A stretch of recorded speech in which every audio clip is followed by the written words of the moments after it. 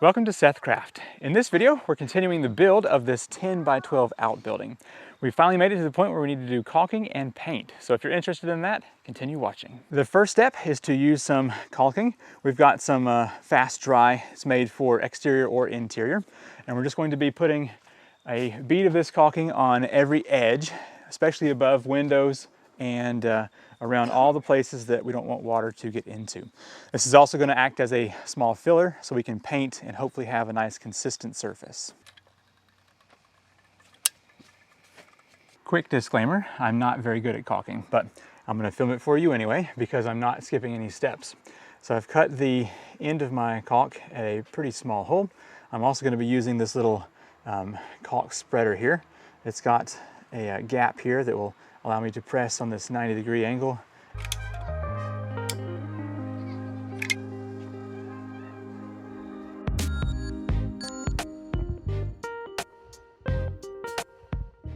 Just finished getting caulking on all the surfaces that we needed to. We didn't put anything on these batten strips because there's no need, but all of the corners we have got that caulking on. Now there's also no caulking down here at the bottom because if water ever gets behind the siding, it needs to find its way out. But all the other places, we do have a bead of caulking. We also put some up here, just along the trim pieces. And it's should be all ready for paint now. Now that all the caulking is done, it's time to paint. We're gonna be matching the house by using gray on the inside and all the trim will be white. And so we've stopped by our local Lowe's, not a sponsor, and not yet. And we're gonna go ahead and just begin painting. So I'm gonna be on brush duty. We've got a roller for the bigger stuff in here, and I'll be hitting all of these batten strip edges with those brushes.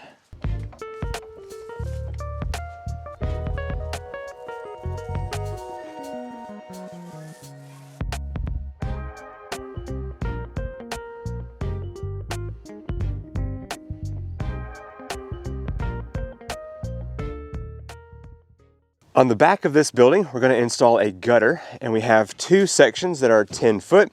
We need to have a total of 14 up here.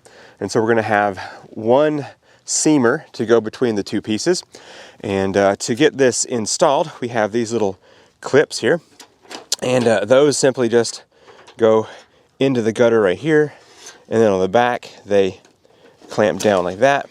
And then we'll use a 1/4-inch driver to set those into the fascia up here.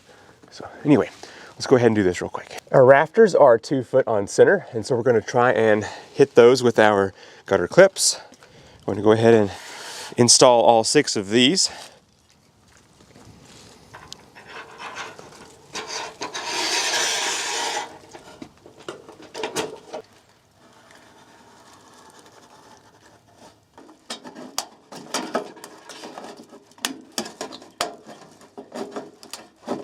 The building is 14 foot. We're going to add 6 inches to that so that there is a bit of an overhang, and that will give any splash something to fall into. We're going to be combining this with a seamer, and that's what this looks like right here. It also comes with a little bit of adhesive. We've opted to do the seamer first because it would be impossible to bend the tab over once it's up on our roof. So did it fold pretty good? That's good.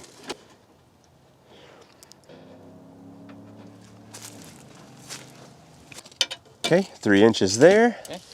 So now we can lift up all the drip edge.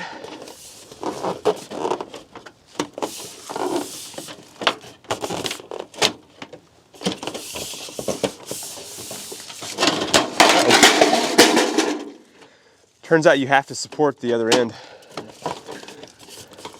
I'm just learning this the hard way. Remember how we start a project and there's always something that goes wrong right at the beginning? That's not happened yet. Oh, has it not? Well, remember how just now, when we start this project, or in this case, the first 45 minutes. So that stuff didn't hold up, I guess.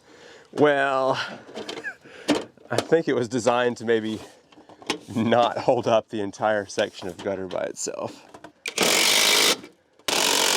The downspout is going to go on similar to that seamer, where we cut a hole where we want this to go, and it's just going to clip on and push up under, and then we'll be able to use some more of that sealant to keep it in place.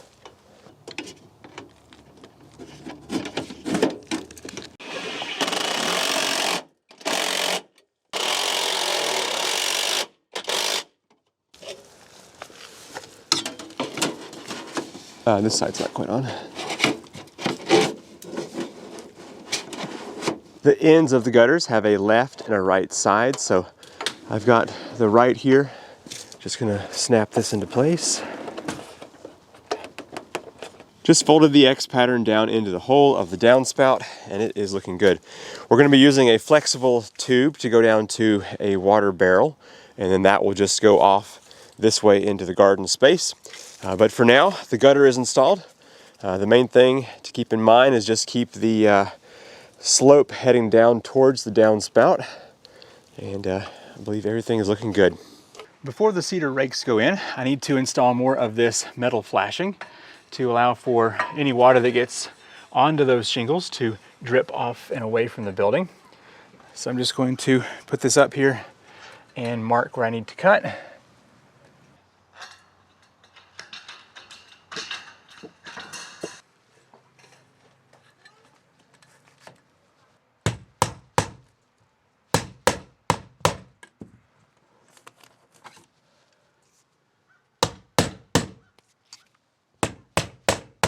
The last thing that's going to be completed here in this video is to put the cedar shingles up here under the gable end of the building.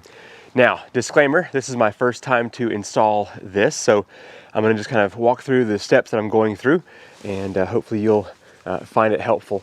So I've put down one full course, starting with a big one, a medium one, and a small one. And then as you can see, I'm going back again on top, and I've got a big one, a medium, and a small one going up that way. So basically, I'm going to now start my second course, go big, medium, small, big, medium, small, all the way across here until I reach the end. And then I'll start the next course up top after that. And there's a 5-inch exposure between each next course. And because I had a level drip edge to work with, my first ones are all going to be level. And then I'm just going to measure up to the next one, 5-inch, to make sure I'm consistent all the way across. And the reason I have to do this staggering is so that I don't see the next seam. So you can see here, this covers up here. The next one is going to be a medium one that goes from here to here, and that will cover up the next seam. And so the first course under here is in there. So there's no place where the Tyvek can be seen from the outside. So anyway, I'm going to continue down the line. Now I do have to cut off some of the tops as I go along, and there's actually going to be a trim piece along the very top to hide the last course screws that I'm putting in. Now I am using screws. These are stainless steel T15s, and they just they're going to go in here because the cedar can eat away galvanized over time.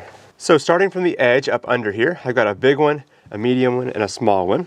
So the next one here for the starter course is going to be another large one, and that's going to go right in here. I can just get that screwed down.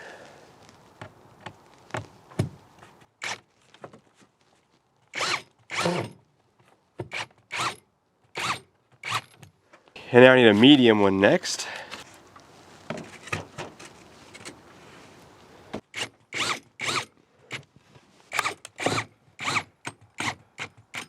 Now up here I've got a big one, a medium one, so now I need a small, and that should cover up right in here. So as you can see, for someone who is inexperienced like myself, this is going to take a while, so I'm just going to go down the line here, and I'll bring you back after this little time lapse for the finished product.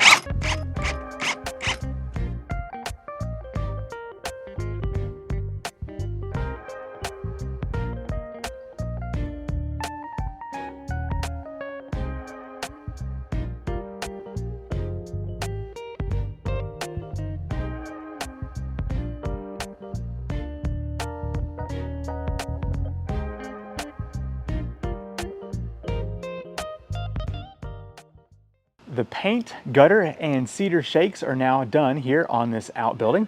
Let me show you around. And as you can see, we have finished painting, and it does match the house with both the white and the gray color. I think it turned out quite nice. We were able to get all up under the eaves there. And you can see here on the front, the cedar shakes are done. Move over here to this side. Once again, all the painting is done. And then this side over here also has been completed.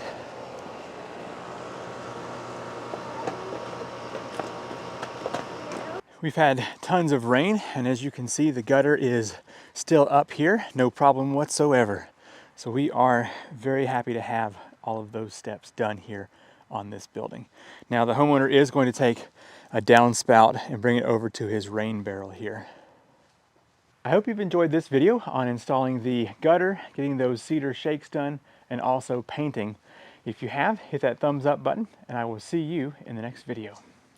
Bye.